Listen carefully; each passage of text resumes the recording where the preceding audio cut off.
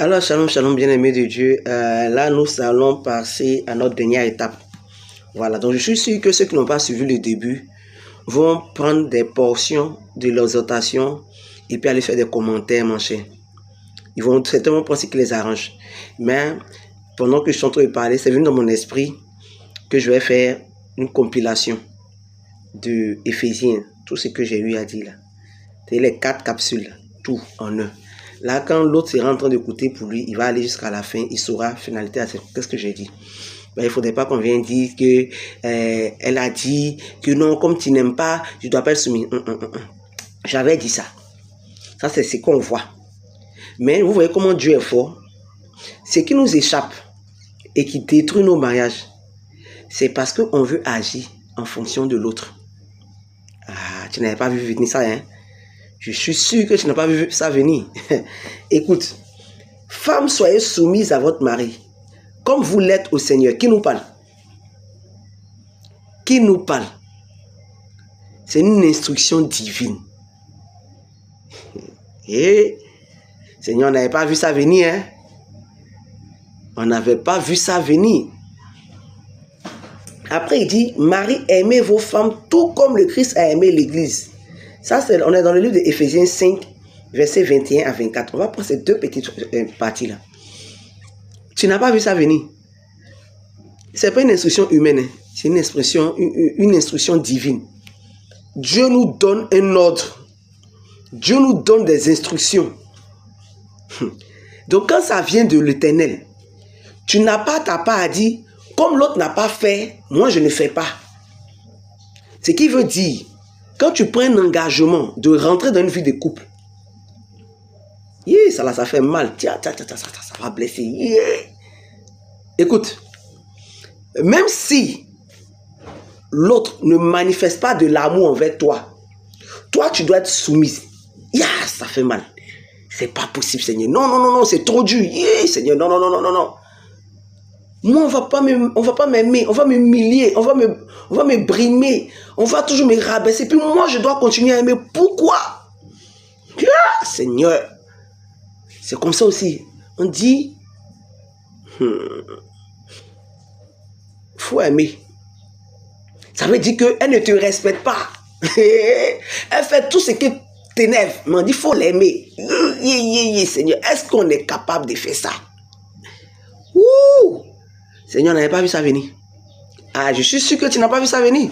Tu t'es basé sur les 30 capsules, tu étais chaud. Tu dis, voilà, prêche. Je sais que tu es là, prêche, ma soeur. Il ne faut pas me mettre en parole avec Dieu. Ne prêchons pas pour nous. La Bible dit, n'ajoute pas, ne retranche pas. Dis tel que l'Esprit de Dieu te conduit. On a survolé, on a passé de tout ce qui... On a montré ce qui se passe dans la vie de couple. Mais là, notre erreur, c'est parce qu'on ne suit pas les instructions de l'Éternel que nos mariages ne réussissent pas. Parce que Dieu sait pourquoi il nous dit, et dit à la femme, sois soumise. Malgré le manque d'amour que l'autre... Il dit, sois soumise. Regardez un peu l'histoire de la Vierge Marie. On aime faire chapelet. Regardez un peu l'histoire de la Vierge Marie. Le parcours du rosaire. On va parler un peu de la Vierge Marie. Le parcours du rosaire.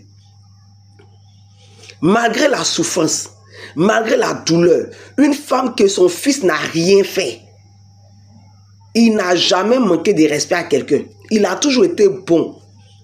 C'est 9 mois. Elle a vomi comme toi. Elle a eu des douleurs ici. Elle a senti les contractions. Elle a porté son enfant. Et puis on vient, on prend son enfant, et puis devant elle, on fouette, on chicote, on déchire, et puis on le met à nu. C'est devant nous là, on montre que Jésus a apporté quelque chose. Sinon, on l'a mis nu. C'est-à-dire qu'ils ont exposé tout. Une mère qui est là, voit la nudité de son fils. Tout le monde voit la nudité de son fils. Et puis elle continue de nous aimer. Elle continue de nous intercéder. Et puis son fils, la phrase qu'il a, Père, pardonne-le, qu'elle ne sait. Jésus, il a fait quelque chose, hein? Est-ce que tu vois un peu? Est-ce que tu sais que la vie de couple, là, c'est comme le rosaire, là. C'est ça même. Tu souffres, tu as mal. Et puis on dit, sois soumis. Tu parles seul comme pour les fous là. Souvent même ça monte dans ta gorge, tu as envie de te parler, puis on dit, tais-toi. Est-ce que tu as déjà vécu ça? Ça fait mal, oh. Ça fait mal. On prend ta tête, on chauffe ta tête. Tu as envie de dire, il y a des gamins, tu me connais. Quand tu parles, tu es content. Tu dis, moi je dis, il y a gâté, moi il y a gâté. Mais quand tu arrives là, Dieu dit, tais-toi, tais-toi. Il dit, si tu n'as pas encore vécu ça là, si tu ne marches pas encore avec Dieu, c'est que le Saint-Esprit n'est pas encore avec toi.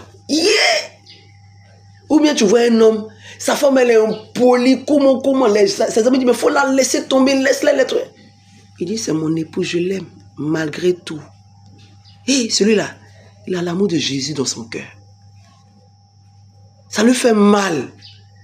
Mais il est fidèle à ce que Dieu lui a dit. Est-ce que toi tu connais la fidélité à l'Éternel?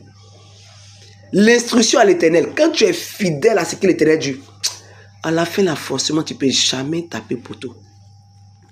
Et c'est ce que nous, on n'a pas vu. Nous, on n'a pas compris ça. Hein?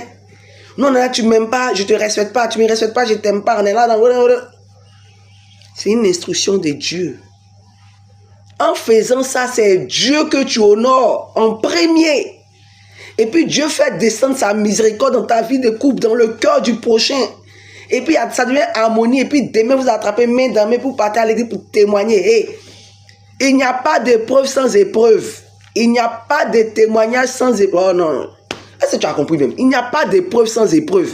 Tu te bases sur quoi pour parler des bontés de l'Éternel? Tu n'as jamais été éprouvé, c'est toi qui veux témoigner. Tu as témoigné à partir de quoi? Ah Jésus, la Vierge Marie, modèle de résilience, force interne, armure, silencieuse. Écoute, tu comprends avec moi pourquoi les gens nous disent, imitons la Vierge Marie pour marcher dans les pas de l'Éternel. Ça c'est un mystère que je ne comprenais pas. Mais j'ai compris maintenant. Marchons, imitons la Vierge Marie pour marcher dans les pas de l'Éternel.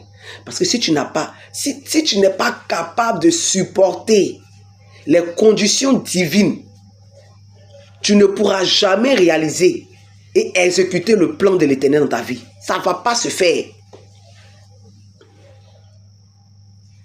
C'est parce que la Vierge Marie a eu la vision, l'orientation spirituelle et divine. Elle a eu la présence incarnée du Saint-Esprit qu'elle a réussi à aller jusqu'au bout. Sinon, c'est quelle maman même. Maman, on est sur nos enfants même, on va se frapper. Toi, tu es qui tu frappes mon enfant? Toi, tu as fait mon enfant pourquoi? Tu as fait mon enfant pourquoi? Tu sais comment il y a ça pour mon enfant? Elle a regardé, elle a pleuré, elle a souffert. Et puis elle a regardé la croix.